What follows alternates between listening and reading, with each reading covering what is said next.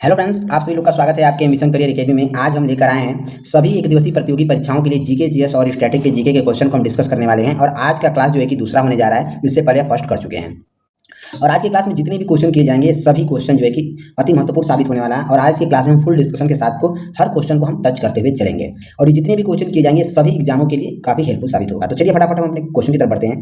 पहला हमारा क्वेश्चन दिया है, भारत में बजट व्यवस्था का आरंभ किस वायसराय के काल में हुआ था? ए ऑप्शन दिया है कैनिंग के कार्यकाल में हुआ था, बी ऑप्शन दिया है डलहौजी के कार्यकाल में हुआ था, सी ऑप्शन दिया है रिपन के कार्यकाल में हुआ था, डी ऑप्शन दिया है एलिंगन के कार्यकाल में हुआ था। तो यहाँ पर हमारा आंसर हो जाएगा, भारत में बजट व्यवस्था का आरंभ जो है कि सबसे पहले लॉर्ड कैनिंग के कार्यकाल में किया गया था। आंसर हमारा इसमें ए ऑप्शन सही हो जाएगा। अब पूछता है कि लॉर्ड कैनिंग का कार्यकाल कब से कब तक चला था? तो हम बताएंगे कि लॉर्ड कैनिंग का जो है कि कार्यकाल जो है कि 18 फरवरी 1856 से लेकर 21 मार्च 1862 तक कार्यकाल इनका चला था। ठीक है, ध्यान दीजिएगा। अब पूछता है कि उस समय भारत के पहले वायसराय कौन थे? ठीक है, जब लॉर्ड कैनिंग के शासनकाल चल रहा था तो उस समय भारत के पहले वायसराय कौन थे?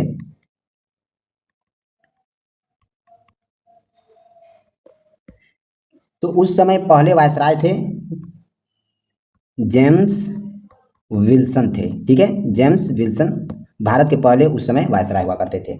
और इन्हें ही, जेम्स विल्सन को ही भारतीय बजट का जनक कहा जाता है। ठीक है, ध्यान दीजिएगा। अब हम बात कर लेते हैं, क्वेश्चन पूछता है कि भारत का पहला बजट कब पेश किया गया था? तो भारत का पहला बजट जो है कि 18 फरवरी 1860 में पेश किया गया था। और किसके द्वारा पेश किया गया था? तो जेम्स विल्सन के द्वारा पेश किया गया था। ठीक है, अब हम बात करेंगे कि जेम्स विल्सन का मृत्यु कब हो गया था। तो जेम्स विल्सन का मृत्यु जो है कि इन्होंने जब 1860 में जब पहला बजट पेश किया था तो उसके कुछ महीने बाद जेम्स विल्सन का जो है कि मृत्यु हो गया था। ठीक है, क्वेश्चन पूछता है कि जेम्स विल्सन को किस वजह से इनकी मृत्यु हुई थी, किस बीमारी से? तो हम बोलेंगे कि पेचिस की वजह से इनकी मृत्यु हो गई थी। ठीक है, ध्यान दीजिएगा। चलिए नेक्स्ट क्वेश्चन की तरफ बढ़ते हैं। परामदेश रीट का क्या तात्पर्य है? ए ऑप्शन है आपके पास शरीर हो सकता है, बी ऑप्शन है किसी वारंटर द्वारा, सी ऑप्शन है हम आदेश देते हैं, डी ऑप्शन है प्रमाणित होना। तो परामदेश रीट का अर्थ होता है हम आदेश देते हैं। आंसर हमारा इसमें सी ऑप्शन सही हो जाएगा। आइए इसमें कुछ हम चर्चा कर लेते हैं। भारतीय संविधान के तहत सर्वोच्च न्यायालय, ठीक है ध्यान दीजिएगा, सर्वोच्च न्यायालय अनुच्छेद 32 के तहत और उच्च न्यायालय अनुच्छेद 226 के तहत यह रीट जो है कि जारी किया जाता है। और यह रीट जो है कि नागरिकों के मौलिक अधिकारों के लिए लागू कर किया जाता है। ठीक है, मौलिक अधिकारों के लिए जारी किया जाता है। ठीक है, ध्यान दीजिएगा। चलिए नेक्स्ट क्वेश्चन देखेंगे। भारत के प्रथम राष्ट्रीय मुख्य सूचना आयुक्त कौन थे? ए ऑप्शन दिया है प्रवीण कुमार श्रीवास्तव, बी ऑप्शन दिया हुआ है वजाहत हबीबुल्लाह, सी ऑप्शन है प्रवीण सूद, डी ऑप्शन दिया है रवि सिन्हा।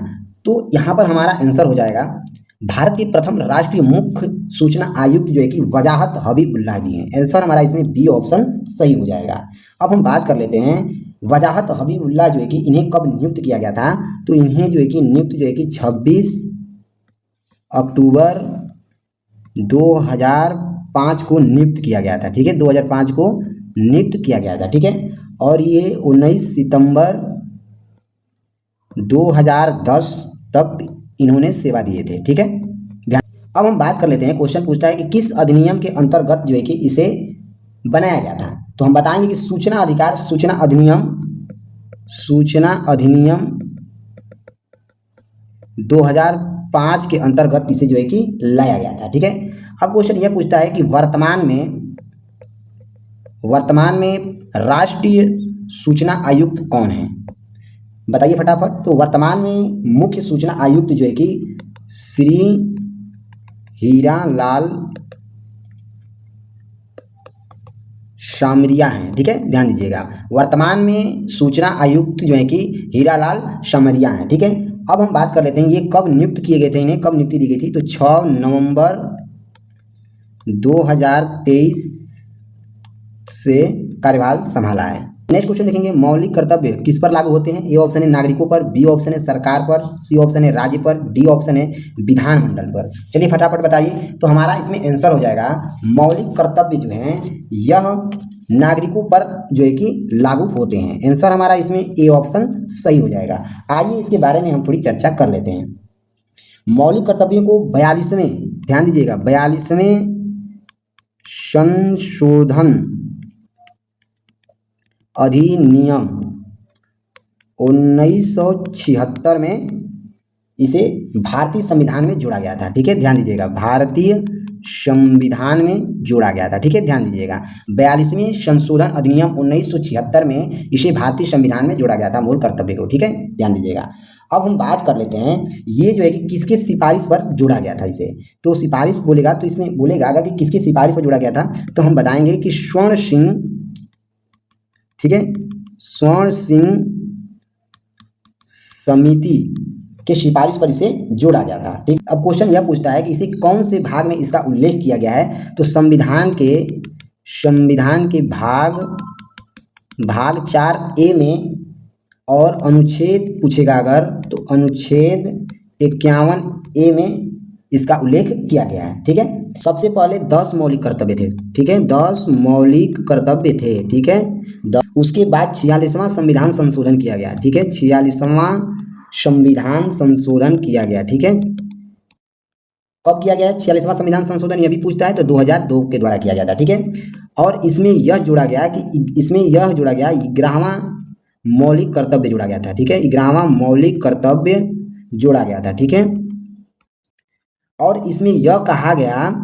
कि 6 से 14 वर्ष की आयु के बच्चों के शिक्षा का प्रावधान दिया जाएगा। ठीक है, ध्यान दीजिएगा, 6 से 14 वर्ष के बच्चों को जो है कि शिक्षा का प्रावधान दिया गया है। ठीक है, नेक्स्ट क्वेश्चन देखेंगे, भारत में वर्तमान राज्य सभा में कुल कितने सदस्य हैं? ए ऑप्शन है 245, बी ऑप्शन है 275, सी ऑप्शन है 258, डी ऑप्शन है 260। तो यहाँ पर हमारा आंसर हो जाएगा भारत में वर्तमान राज्यसभा में कुल सदस्य जो है कि 245 हैं। आंसर हमारा इसमें ए ऑप्शन सही हो जाएगा। आइए हम बात कर लेते हैं, वर्तमान में राज्यसभा में कुल 245 सदस्य हैं। ठीक है, इनमें से 233 सदस्य जो हैं यह राज्यों और केंद्र शासित प्रदेशों का प्रतिनिधित्व करते हैं। ठीक है, ध्यान दीजिएगा। आगे हम बात कर लेते हैं, जबकि 12 सदस्यों को राष्ट्रपति द्वारा मनोनीत किया जाता है। 12 सदस्यों को राष्ट्रपति द्वारा मनोनीत किया जाता है। ठीक है, अब हम बात कर लेते हैं राज्यसभा का कार्यकाल कितने वर्ष का होता है? तो राज्यसभा का कार्यकाल 6 वर्ष का होता है। ठीक है, ध्यान दीजिएगा। अब हम बात कर लेते हैं कि राज्यसभा के अधिकतम कितने सीटें हो सकती है? तो अधिकतम पूछेगा तो 250 सदस्य हो सकते हैं। ठीक है, ध्यान दीजिएगा। चलिए नेक्स्ट क्वेश्चन की तरफ बढ़ते हैं। नेक्स्ट क्वेश्चन है, लोकसभा अध्यक्ष अपना त्यागपत्र किसे संबोधित करते हैं? चलिए फटाफट बताइए। ए ऑप्शन दिया हुआ है भारत के राष्ट्रपति को संबोधित करते हैं, बी ऑप्शन दिया प्रधानमंत्री को संबोधित करते हैं, सी ऑप्शन दिया है लोकसभा के उपाध्यक्ष को संबोधित करते हैं, या भारत के मुख्य न्यायाधीश को जो है कि संबोधित करते हैं। तो लोकसभा अध्यक्ष अपना त्यागपत्र जो है कि प्रधानमंत्री को जो है कि देते हैं अपना त्याग। आंसर हमारा इसमें बी ऑप्शन सही हो जाएगा। आइए हम थोड़ी बारीकी से और इसके बारे में बात कर लेते हैं। देख लीजिए, राष्ट्रपति जो होता है, राष्ट्रपति जो है यह अपना त्यागपत्र किसे देता है? तो भारत के उपराष्ट्रपति को देता है अपना त्यागपत्र। ठीक है, ध्यान दीजिएगा। और उपराष्ट्रपति जो है यह त्यागपत्र किसे देता है? तो भारत के राष्ट्रपति को अपना ये त्यागपत्र देते हैं।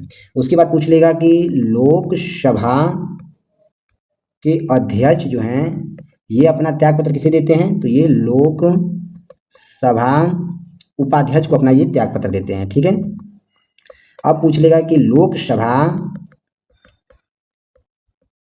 उपाध्यक्ष ये अपना त्यागपत्र किसे देंगे? तो हम बोलेंगे कि लोकसभा अध्यक्ष को देंगे। ठीक है, लोकसभा अध्यक्ष को ये अपना त्यागपत्र देंगे। ठीक है, और यहाँ पर एक और नोट कर लीजिए, मुख्य न्यायाधीश अपना त्यागपत्र किसे देंगे? तो ये राष्ट्रपति को देंगे। ठीक है, और पूछता है राज्यपाल के बारे में कि राज्यपाल अपना त्यागपत्र किसे देंगे? तो ये राष्ट्रपति को अपना त्यागपत्र देंगे। ठीक है, ध्यान रखिएगा। चलिए नेक्स्ट क्वेश्चन की तरफ बढ़ते हैं। नेक्स्ट क्वेश्चन दिया है, किसी सदन के सत्रावास और एक नए सत्र में उनके पुनः समवेत होने के बीच की अवधि को क्या कहा जाता है? ए ऑप्शन दिया हुआ है प्रश्नकाल कहा जाता है, शून्यकाल कहा जाता है या अवकाश कहा जाता है। तो किसी सदन के सत्रावास और एक नए सत्र में उनके पुनः समवेत होने के बीच की अवधि को जो है कि शून्यकाल कहा जाता है। आंसर इसमें हमारा बी ऑप्शन सही हो जाएगा। चलिए नेक्स्ट क्वेश्चन दिया है, दूसरी लोकसभा का गठन किस वर्ष किया गया था? ए ऑप्शन दिया है वर्ष 1954 में किया गया था, बी ऑप्शन दिया है वर्ष 1951 में किया गया था, सी ऑप्शन है 1957 में किया गया था, डी ऑप्शन दिया हुआ है 1955 में किया गया था। तो दूसरी लोकसभा का गठन जो है कि यह वर्ष 1957 में किया गया था। आंसर हमारा इसमें सी ऑप्शन सही हो जाएगा। आइए इसके बारे में थोड़ी हम चर्चा कर लेते हैं। यह चुनाव कब से कब चला था, कब से कब तक चला था? तो हम बोलेंगे कि 24 फरवरी से 14 मार्च तक ये चुनाव चला था, ठीक है, 1957 में, ठीक है, ध्यान दीजिएगा। अब हम बात कर लेते हैं कि इसके अध्यक्ष कौन थे उस समय। अध्यक्ष अगर पूछता है तो सरदार हुकुम सिंह थे, ठीक है, हुकुम सिंह थे इसके अध्यक्ष। और इस चुनाव में जो है कि 494 सीटों में से, ठीक है, इस चुनाव में 494 सीटों में से 371 सीटें जो है कि कांग्रेस ने जीत हासिल किए थे, ठीक है। चलिए नेक्स्ट क्वेश्चन देखेंगे, निम्नलिखित में से कौन स्वतंत्र भारत के प्रथम वित्त मंत्री थे? ए ऑप्शन दिया है जगजीवन राम, बी ऑप्शन दिया है श्यामा प्रसाद मुखर्जी, सी ऑप्शन दिया है आर के षणमुखम चेट्टी, डी ऑप्शन दिया है टी डी कृष्णमाचारी। तो यहाँ पर हमारा आंसर हो जाएगा स्वतंत्र भारत के प्रथम वित्त मंत्री जो है कि आर के षणमुखम चेट्टी जी हैं। आंसर हमारा इसमें सी ऑप्शन सही हो जाएगा। अब हम बात करेंगे कि ये कब से कब तक ये कार्यभार संभाले थे। तो यहाँ पर हमारा आंसर हो जाएगा ये 15 अगस्त 1947 से लेकर 17 अगस्त 1948 तक इनका कार्यभार था। लीजिएगा कि इन्होंने ही 26 नवंबर 1947 को भारत का स्वतंत्र पहला अंतिम बजट पेश किया था, ठीक है, ध्यान दीजिएगा, ठीक है। यह पूछता है कि भारत का पहला बजट कब पेश किया गया था? तो 26 नवंबर 1947 को भारत का पहला बजट पेश किया गया था, ठीक है। किसके द्वारा पूछेगा तो हम बताएंगे इसमें आर के षणमुखम चेट्टी के द्वारा ये बजट पेश किया गया था, ठीक है। चलिए नेक्स्ट क्वेश्चन की तरफ बढ़ते हैं। नेक्स्ट क्वेश्चन दिया हुआ है, नीति आयोग के प्रथम उपाध्यक्ष कौन थे? ए ऑप्शन दिया है अमिताभ कांत, बी ऑप्शन दिया है अरविंद पनगड़िया, सी ऑप्शन दिया है सुमन केवेरी, डी ऑप्शन दिया हुआ है पिनाकी चंद्र घोष। तो बताइए फटाफट इसमें। तो नीति आयोग के प्रथम उपाध्यक्ष जो हैं इसमें हमारा अरविंद पनगड़िया जी हैं। आंसर हमारा इसमें बी ऑप्शन सही हो जाएगा। चलिए इसमें हम बात कर लेते हैं इनका कार्यकाल कितना था, इनके कार्यकाल के बारे में बात कर लेते हैं। तो इनका कार्यकाल जो है कि जनवरी 2015 से अगस्त 2017 तक रहा इनका कार्यकाल, ठीक है। और ये जो हैं ये भारतीय अर्थशास्त्री हैं। क्या है? भारतीय अर्थशास्त्री हैं, ठीक है, ध्यान दीजिएगा। और ये जो हैं अरविंद पनगड़िया जी जो हैं ये कोलंबिया विश्वविद्यालय में अर्थशास्त्र के प्रोफेसर हैं। कहाँ? तो कोलंबिया में, कोलंबिया विश्वविद्यालय में अर्थशास्त्र के प्रोफेसर हैं, ठीक है। नीति आयोग के अध्यक्ष जो है कि प्रधानमंत्री नरेंद्र मोदी जी हैं, ठीक है, ध्यान दीजिएगा। अब हम बात कर लेते हैं इसमें इसके उपाध्यक्ष कौन है। उपाध्यक्ष अगर पूछता है तो डॉक्टर सुमन बेरी हैं, डॉक्टर सुमन बेरी हैं, ठीक है, ध्यान दीजिएगा। तो चलिए फ्रेंड्स मिलते हैं अगले लेक्चर में, तब तक के लिए जय हिंद जय भारत।